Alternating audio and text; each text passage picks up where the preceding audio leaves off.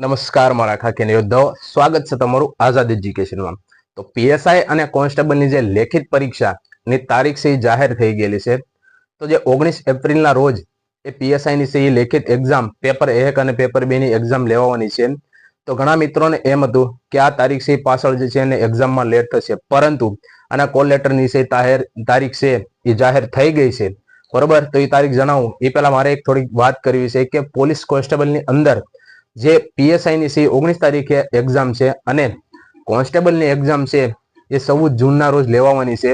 તો હજી મિત્રો છે એ ઘણા વેમમાં છે કે 14 જૂનના રોજ એક્ઝામ નહીં લેવાય, તો એના વિશે મારે વાત કરવી છે કે 14 જૂન સુધીમાં જો એક્ઝામ લેવાઈ જાય તો આપણે કેવી રીતના પ્રિપેરેશન કરવી જરૂરી છે.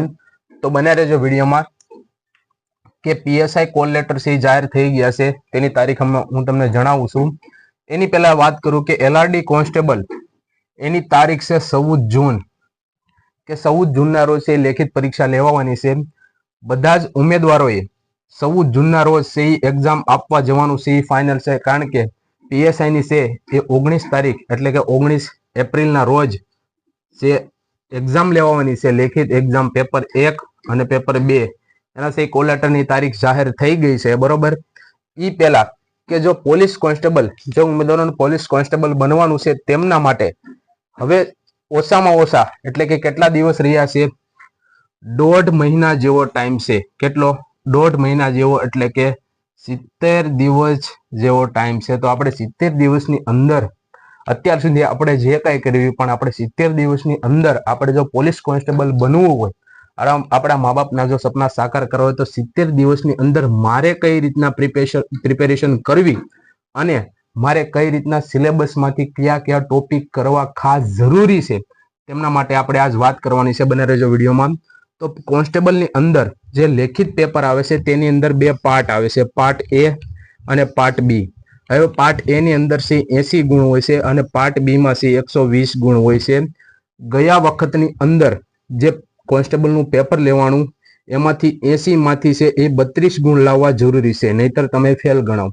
બરોબર, તો જે 32 ગુણ છે 80 માંથી એક ઘણા બધા મિત્રોને પાર્ટ એ ની અંદર તકલીફ પડી હતી અને પાર્ટ એ ના લીધે આમાં 32 ગુણ થયા ન હતા અને 31 થયા હોય કે 31.5 થયા હોય કે 30 ગુણ થયા હોય કે 29 ગુણ થયા હોય, મતલબમાં 2 થી 3 માર્ક, અડધો માર્ક, 1 માર્ક માટે પોતે સી મેરિટની અંદર રહી ગયા હતા. આ પાર્ટ બી ની અંદર 120 ગુણમાંથી સારામાં સારા માર્ક હતા, જેમ કે 78, 80, 82, 85. પાર્ટ બી ની અંદર આવા સારા માર્ક હોવા છતાં છે પોતે મેરિટની અંદર નામ નથી આવે. એનું કારણ હતું પાર્ટ એ. પાર્ટ એ ની અંદર આપણે એની અંદર હું તમને વાત કરું કે પાર્ટ એ ની અંદર છે ગણિત અને રીઝનિંગ આવે છે. ગણિત અને રીઝનિંગના લીધે ઘણા ઉમેદવારો છે પાર્ટ એની અંદર માર્ક સારા નથી આવ્યા અને આવે છે બીજું 20 ગુણનું ગુજરાતી ભાષા. મોટા ભાગના ઉમેદવારોને આની અંદર છે માર્ક કપાણા હતા, પરંતુ આપણે છે આ વખતે તૈયારી કરવાની છે અને આપણે પેપરની અંદર છે પાર્ટ એ ની અંદર આપણે પાસ થવાનું છે. હવે પાર્ટ એ ની અંદર જો આપણે ટૂંક સમયની અંદર ગણિત અને રીઝનિંગ ની અંદર કયા કયા ટોપિક કરવા ખાસ જરૂરી છે તેની માહિતી આપું છું.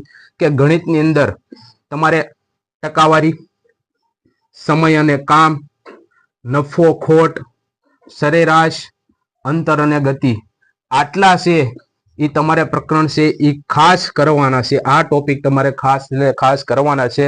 તમારે ગણિતની અંદર આટલા છે એ ટોપિક કમ્પ્લીટ હોવા જરૂરી છે. જો ન કર્યા હોય તો કરવાનું ચાલુ કરી દીધું. તમારી પાસે હવે 70 દિવસનો ટાઈમ વધ્યો છે. રીઝનિંગની અંદર નંબર ઓફ શ્રેણી, આ ચેપ્ટર તમારે કરવું ખૂબ જ જરૂરી છે. પછી આવે છે કોડિંગ ડીકોડિંગ. આના માટે તમારે ખૂબ જ સારી એવી મહેનત કરવી પડશે. પ્રિપેરેશન શરૂ કરી દીધું. અને બ્લડ રિલેશન, પછી પઝલ, આ બેઠક વ્યવસ્થા છે એ, અને વેન ડાયાગ્રામ. આ જે 5 માર્કમાં પૂછાતા હોય છે, 4 માર્કમાં પૂછાતા હોય છે. વેન ડાયાગ્રામ છે, પઝલ છે એ પણ 4 થી 5 માર્કમાં પૂછાતો હોય છે. તો રીઝનિંગ ની અંદર આટલા છે એ ટોપિક કરવા ખાસ જરૂરી છે, ખાસ ધ્યાન રાખજો. અને છેલ્લે છે ઘડિયાળ. રીઝનિંગ ઘડિયાળની અંદરથી પણ પ્રશ્ન પૂછાતા હોય છે. આટલું તો તમારે કરવું જ પડશે. 100% આની તૈયારી તમારે કરવાની છે. અને 20 ગુણનું જે ગુજરાતી ભાષા છે, બરોબર, તેની અંદર ઘણા ઉમેદવારો કે જે ફકરો આપ્યો હોય એની અંદરથી આપણે જવાબ આપવાનો છે, પરંતુ તેની અંદર ફકરાની અંદર તમને જવાબ નહીં મળે, પરંતુ તમારે તેના માટે તમારે વ્યાકરણ શીખવું પડશે, સમાસ, વિભક્તિ, કહેવતો, મુહાવરો અને વાંચન સમજૂતી. આ બેસ્ટ, આ ખાસ તમારે કરવું પડશે. વાંચન સમજૂતી તમને ફકરો વાંચીને ખબર પડવી જોઈએ કે ફકરાની અંદર શું કહેવા માંગે છે, મારે આની અંદરથી શું લેવાનું છે ને કેવા પ્રશ્ન પૂછાનો, તો એ પ્રમાણે તમારે જવાબ આપવો જરૂરી છે. તો વાંચન સમજૂતી સૌથી વધારે આમાં માયને રાખે છે ગુજરાતી ભાષાની અંદર 20 ગુણથી. હવે આ પાર્ટ એ ની વાત થઈ. પાર્ટ એમાં 80 ગુણ છે, એની અંદર આપણે આટલું તો કરવું જ પડશે. અને પાર્ટ બી ની વાત કરીએ. પાર્ટ બી ની અંદર છે બંધારણ. કેટલા? 30 ગુણ. 30 ગુણનું છે બંધારણ પૂછવાનું છે. કેટલા? 30 ગુણ. તમારું જો મેરિટની અંદર નામ લાવવું હોય તો તમારે બંધારણ તો કરવું જ પડશે. અને મેં જ્યારે બંધારણની તૈયારી કરી ત્યારે મેં નિર્મિત પટેલ સાહેબ છે તેમનામાંથી મેં યુટ્યુબની અંદરથી મેં નિર્મિત પટેલના વિડીયો જોઈને મેં મારું બંધારણ છે એ ક્લિયર કર્યું હતું. બરોબર. પછી આવે છે ઇતિહાસ, 20 થી 25 ગુણ. ભૂગોળ આવશે 15 થી 20 ગુણ. વિજ્ઞાન આવશે 15 થી 20 ગુણ. કરંટ અફેર્સ આવશે 20 થી 25 ગુણ. કરંટ અફેર્સ કોનું કરવું? તો આઈસ વાળાનું બેસ્ટ. બેસ્ટમાં બેસ્ટ આઈસ વાળાનું જે આવે છે, અઠવાડિયાનું આવે છે, પછી મહિનાનું આવે છે, તેની બુક વસાવી લેવી. બરોબર. એવા તો પૈસા આપણે ક્યાંય વાપરી જતા હોય, તો આઈસ વાળાની બુક છે એ મહિનાની અંદર મહિનાનું છે, એક મહિનાનું છે, એ કરંટ અફેર્સની બુક છે એ બહાર પાડે છે, તો એ લઈ લેવી. પછી જીકે ની અંદર 5 થી 10 ગુણ પૂછાશે કોઈ પણ જગ્યાએથી. બરોબર.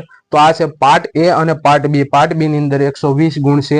આટલું છે એ તમારે જરૂર કરવું જરૂરી છે. 120 માંથી તમારે ઓછામાં ઓછા 48 માર્ક લાવવા જરૂરી છે, તો તમે પાસ ગણાશો. પરંતુ તમારે પાર્ટ બી ની અંદર સારામાં સારા માર્ક હશે, બરોબર, 70+ કે 80+, તો તમારું નામ છે મેરિટમાં આવવાની સંભાવના ખૂબ જ વધી જશે. અને આ તમારા પાર્ટ એની અંદર 80 ગુણમાંથી 32 ગુણ લાવવા જરૂરી છે.